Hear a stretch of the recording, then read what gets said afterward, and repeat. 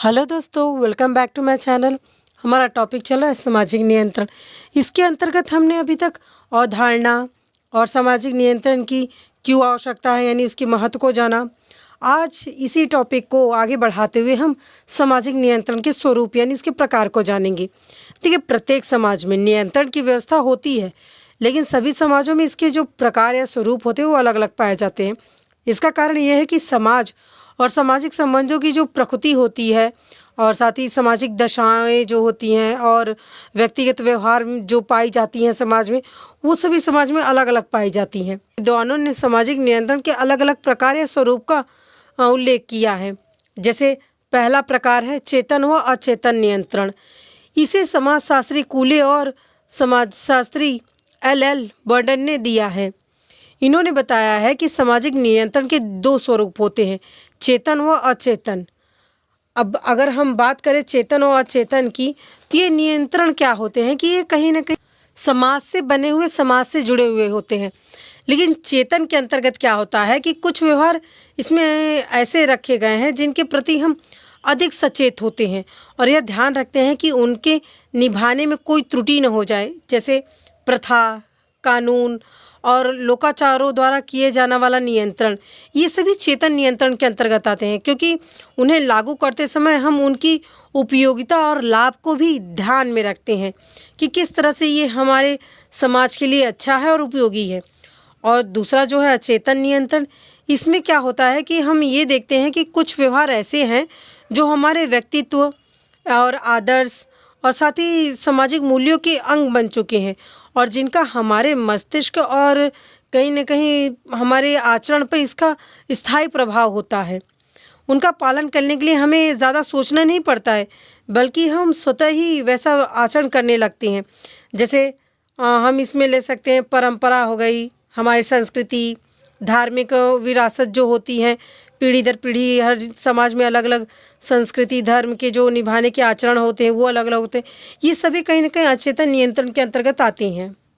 अचेतन नियंत्रण से संबंधित नियमों का पालन व्यक्ति के व्यक्तित्व का अंग बन चुका होता है और व्यक्ति स्वतः ही उनका पालन करने लगता है। वैसे आधुनिक समय में कानून का महत्व बढ़ने के कारण चेतन नियंत्रण का महत्व ज़्यादा बढ़ा हुआ है, क्योंकि कहीं ना कहीं चेतन नियंत्रण के अंतर्गत बौद्धिक चेतना है कि हमें ये जो समाज पे लागू किया गया नियंत्रण है ये हमारे लिए बहुत अच्छा है, ये ज़रूरी है।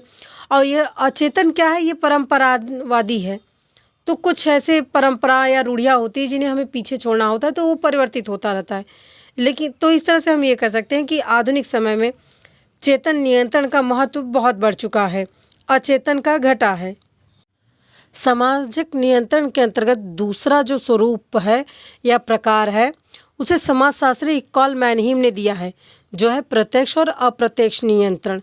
देखिए, सामाजिक नियंत्रण के प्रत्यक्ष व अप्रत्यक्ष स्वरूप का उल्लेख करते हुए कॉल मैनहीम लिखते हैं कि प्रत्यक्ष नियंत्रण का तात्पर्य ऐसे नियंत्रण से है जो व्यक्ति पर उसके बहुत समीप के व्यक्तियों द्वारा लागू किया जाता है, जैसे माता पिता, मित्र, गुरुजन, पड़ोसी, इन सभी के द्वारा किया जाने वाला नियंत्रण प्रत्यक्ष नियंत्रण है।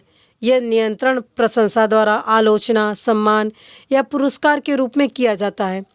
इस प्रकार के नियंत्रण का प्रभाव गहरा और स्थायी होता है, क्योंकि ये व्यक्ति के समाजीकरण के माध्यम से होता है। व्यक्ति के शेष सामाजिक व भौतिक पर्यावरण और अलग अलग समूह और साथ ही संस्थाओं द्वारा जो लागू किया जाने वाला नियंत्रण होता है वो अप्रत्यक्ष नियंत्रण कहलाता है। नियंत्रण का यह स्वरूप अत्यधिक सूक्ष्म और छोटे छोटे व्यवहारों को नियंत्रित करने वाला होता है। यह व्यक्ति को एक विशेष प्रकार से व्यवहार करने को बाध्य करता है। शुरू में तो हम चेतन रूप में इसे नियंत्रित होते हैं, लेकिन बाद में यह नियंत्रण हमारे व्यवहार और मूल्यों को कहीं न कहीं इस तरह से प्रभावित करता है कि हम उस एक तरह से वो हमारा अंग बन जाता है और हम स्वाभाविक रूप से उसे मानने लगते हैं। अप्रत्यक्ष नियंत्रण में तर्क और सामूहिक कल्याण को अधिक महत्व दिया जाता है। सामाजिक नियंत्रण का तीसरा प्रकार है सकारात्मक और नकारात्मक नियंत्रण, जिसे समाजशास्त्री किम्बल यंग ने दिया है।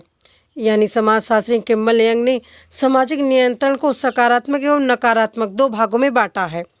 सकारात्मक नियंत्रण में व्यक्ति को पुरस्कार देकर सही व्यवहार करने को प्रेरित किया जाता है, सकारात्मक नियंत्रण में पुरस्कार प्रदान कर अन्य लोगों को भी वैसा ही व्यवहार करने को प्रोत्साहित करने के लिए ऐसा किया जाता है। वहीं नकारात्मक नियंत्रण में समाज विरोधी व्यवहार करने वाले व्यक्ति को दंडित किया जाता है। दंड की मात्रा कितनी होगी, ये इस बात पर निर्भर करता है कि व्यक्ति ने कितना गंभीर अपराध किया है। आदिम समाज और आधुनिक समाज में नकारात्मक सामाजिक नियंत्रण अधिक प्रभावितकारी रहा है, ऐसा समाजशास्त्री किम्बल का कहना है।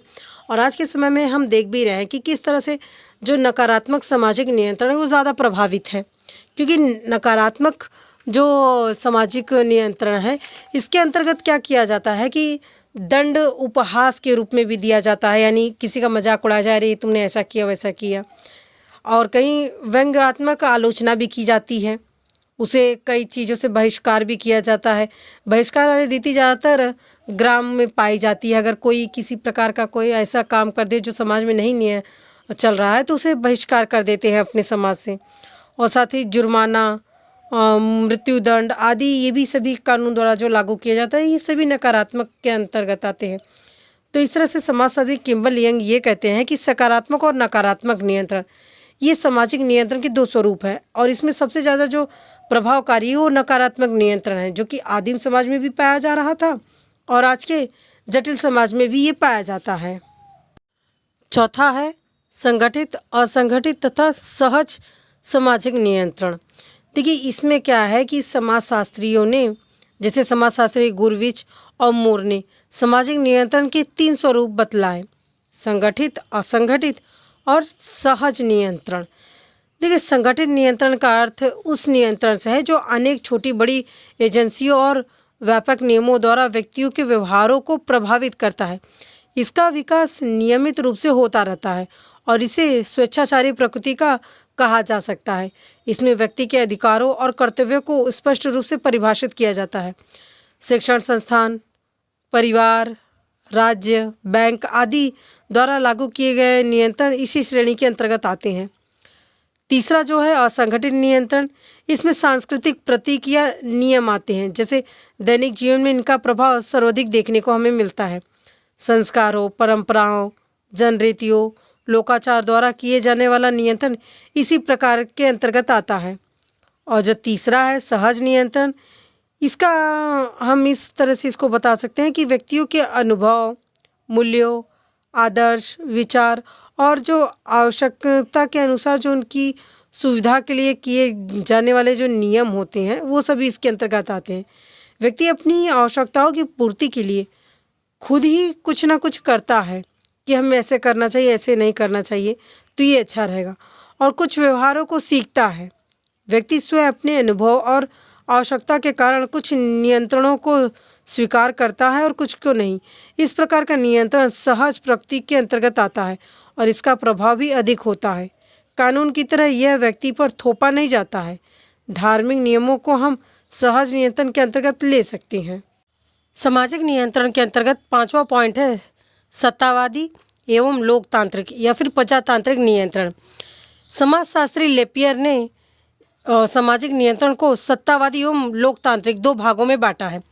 समाजशास्त्री लेपियर कहते हैं कि जब कभी कोई प्रशासनिक संस्था या फिर दंड देने वाला व्यक्ति समाज द्वारा स्वीकृत संगठनों के अतिरिक्त किसी दूसरे लक्ष्यों की प्राप्ति के लिए उत्पीड़न या फिर शक्ति का प्रयोग करता है, तब इस प्रकार से स्थापित किए गए नियंत्रण को सत्तावादी नियंत्रण करते हैं। निरंकुश और तानाशाह शासकों द्वारा इसी प्रकार का नियंत्रण रखा जाता है। वहीं पे लोकतांत्रिक नियंत्रण में व्यक्तियों को स्वेच्छा से एक विशेष प्रकार का आचरण करने को प्रेरित किया जाता है। इसमें व्यक्तियों को संतुष्ट करने के लिए आपसी वार्तालाप किया जाता है। सत्तावादी नियंत्रण में धमकी एवं शारीरिक उत्पीड़न का सहारा लिया जाता है, जबकि लोकतांत्रिक नियंत्रण में व्यक्तियों को पुरस्कार एवं भावनात्मक प्रेरणाओं द्वारा नियंत्रण में रखा जाता है। इस तरह से ऐच्छिक आज्ञाकारिता, अनुभव, वार्तालाप, सामाजिक प्रोत्साहन आदि लोकतांत्रिक नियंत्रण के कुछ प्रमुख साधन हैं। नियंत्रण के प्रकार के अंतर्गत 6ठा प्रकार है सामाजिक नियंत्रण के कुछ अन्य प्रकार। तो ये कुछ समाजशास्त्रियों ने सामाजिक नियंत्रण के कुछ अन्य स्वरूपों को भी बताया। जैसे समाजशास्त्री गिडल्स ने सामाजिक नियंत्रण के 2 स्वरूपों का उल्लेख किया, पुरस्कार एवं दंड। व्यक्तियों को नियंत्रण में रखने के लिए कई बार प्रशासन या उनके जो अभिभावक होते हैं, प्रशंसा द्वारा, धन्यवाद, पद और प्रमाण द्वारा, इन सभी द्वारा उनको पुरस्कृत कर कहीं न कहीं नियंत्रण करती हैं। नियंत्रण का जो दूसरा स्वरूप है वो है दंड। तेज जुर्माना, शारीरिक श्रम, फांसी और अन्य प्रकार के उत्पीड़न द्वारा जो व्यक्तियों को नियंत्रित किया जाता है वो इसके अंतर्गत आता है। समाजशास्त्री गिडन्स एवं रिहान ने भी सामाजिक नियंत्रण के 2 तरीकों का उल्लेख किया है। एक शिक्षा व समाजीकरण, दूसरा सामाजिक निर्देश जैसे पुरस्कार एवं दंड। और समाजशास्त्री ईसी हेज ने भी सामाजिक नियंत्रण के 2 स्वरूप को बतलाया है, पुरस्कार एवं दंड और साथ ही सुझाव और अनुकरण। 7वां सामाजिक नियंत्रण है औपचारिक एवं अनौपचारिक सामाजिक नियंत्रण, जिसे समाजशास्त्री गुरविच और मूर ने लिखा है। उन्होंने बताया कि संगठित और असंगठित नियंत्रण वास्तव में औपचारिक एवं अनौपचारिक नियंत्रण है। औपचारिक नियंत्रण लिखित और निश्चित कानून द्वारा, नियमों द्वारा किया जाता है। उसके पीछे राज्य एवं सरकार की शक्ति होती है। नियमों का पालन करने के लिए औपचारिक संस्थाओं और न्याय की व्यवस्था होती है और साथ ही नियमों का उल्लंघन करने पर न्यायालय या फिर किसी अन्य संस्था द्वारा दंड दिया जाता है। उदाहरण के लिए चोरी, डकैती या जालसाजी के द्वारा जो प्रक्रिया द्वारा जो दंड दिया जाता है वो औपचारिक होती हैं। इस प्रकार कानून, न्याय, पुलिस और जेल औपचारिक नियंत्रण के माध्यम से उन्हें नियंत्रित करता है। दूसरी ओर आदिम, सरल और ग्रामीण समाजों में प्रथा, परंपराओं, लोकाचार या फिर कुछ विश्वास मत होते हैं या फिर हास्य प्रदत्त द्वारा व्यंग, जनमत, आलोचना, संस्कार, धर्म आदि के द्वारा नियंत्रण रखा जाता है। ये नियंत्रण के अनौपचारिक साधन हैं। इस तरह से अनौपचारिक नियंत्रण का संबंध राज्य से न होकर समाज से होता है। आज के आधुनिक जटिल समाज में सामाजिक नियंत्रण के अनौपचारिक साधनों का प्रभाव कमज़ोर होता दिखता है। परिणाम ये होता है कि सामाजिक नियंत्रण के अनौपचारिक साधनों की उपयोगिता धीरे धीरे खत्म हो जाती है और जो औपचारिक साधन है इनकी उपयोगिता का प्रयोग ज़्यादा बढ़ जाता है।